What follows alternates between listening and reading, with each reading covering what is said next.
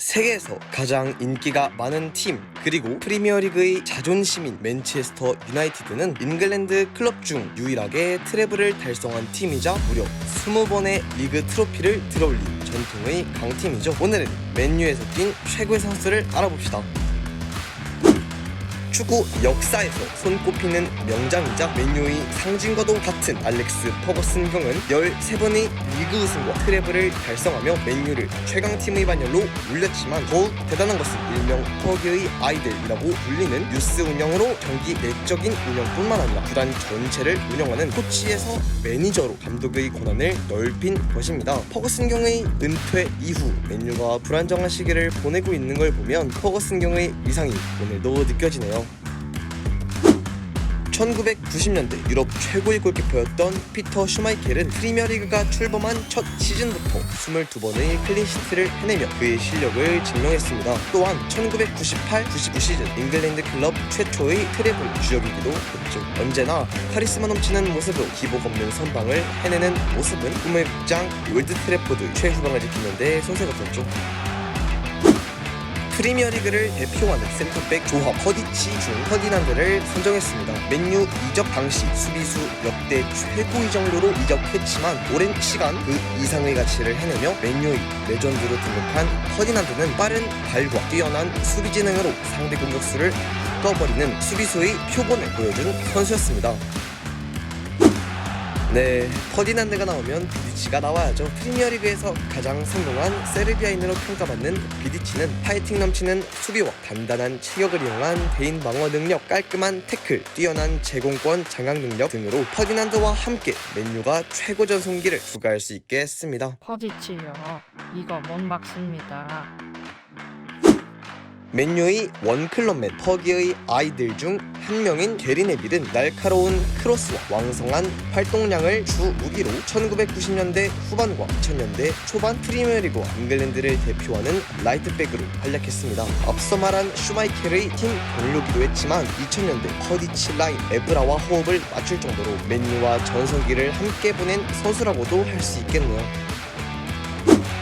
프리미어리그 출범 초창기 최고의 사이드백으로 양발을 가리지 않았던 데니스 어윈은 세트피스를 전담할 정도의 예리한 킥 능력을 보유했습니다. 맨유의 트래블 멤버 중 한 명이기도 했던 어윈은 퍼거슨 경이 포지션별 역대 최고의 맨유 선수에 대한 질문을 받았을 때 그가 유일하게 고민 없이 말할 수 있는 선수로 꼽히기도 했습니다. 아니, 스폴스 어디 있는데요? 잉글랜드 역대 최고의 미드필더 중 한 명이었던 브라이언 롭스는 공격과 수비 모두 팀을 이끌며 맨유의 위대한 캡틴 중 한 명이었습니다. 롭스는 프리미어리그 출범 전 맨유의 암흑기를 꿋꿋이 견디고 결국 1990년대 맨유의 황금기의 포문을 열기도 했죠.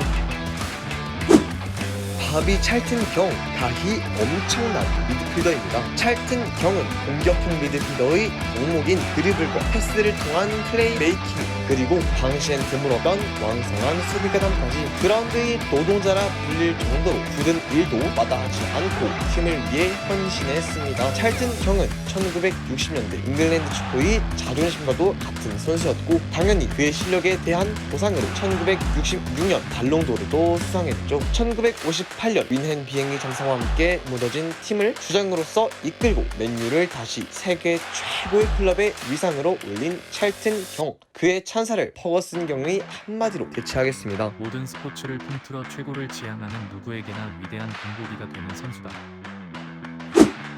비틀즈 제5위 멤버라 불릴 정도로 엄청난 스타 플레이어였던 조지 베스트는 화려한 드리블 돌파로 상대 수비진을 교란하는 1960년대 맨유의 강력한 날개였습니다. 1968년 발롱도르를 수상했으며 앞서 말한 바비 찰튼 경, 그리고 뒤에 말할 한 선수와 함께 삼각편대를 이룬 베스트는 잉글랜드 클럽 최초로 현재의 챔피언스 리그에 해당하는 유러피안 컵 트로피를 들어올렸죠. 하지만 전설적인 감독이었던 맷 버스비의 은퇴 이후 후배 선수들이 선망의 대상이 되자 부담감에 짓눌려 시행을 일삼고 맨유에서 방출된 이후 기구한 전임인의 운명을 탄 것을 보면 매우 아쉬운 선수이긴 합니다.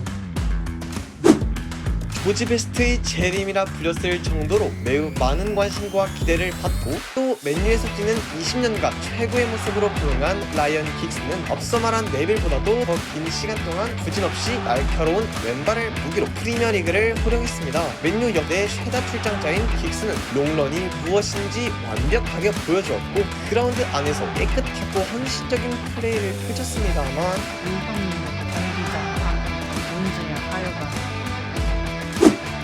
2000년대와 2010년대 맨유의 최고의 순간을 함께한 웨인 루니는 일명 절구통 드리블과 대포알 슈팅, 이선으로 내려오는 플레이 등등 21세기 잉글랜드 최고의 천재라는 수식어에 맞는 활약을 하며 구단 최고 득점자에 등극했습니다. 특히 박지성이 뛸 당시 맨유의 득점을 책임졌던 선수라 우리에게 더더욱 익숙하기도 하죠.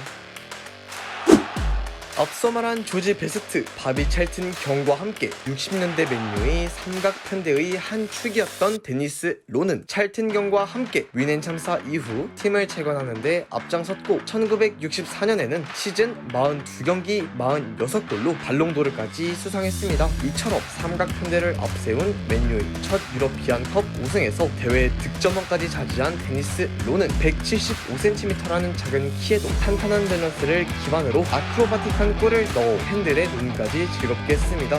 참고로 바비 찰튼 경, 조지 베스트, 데니스 로는 맨유의 홈구장 올드 트래포드 앞에 동상이 서 있으며 3명 모두 발롱도르를 수상하고 팀 주장을 맡은 매우 희귀한 경력이 있습니다.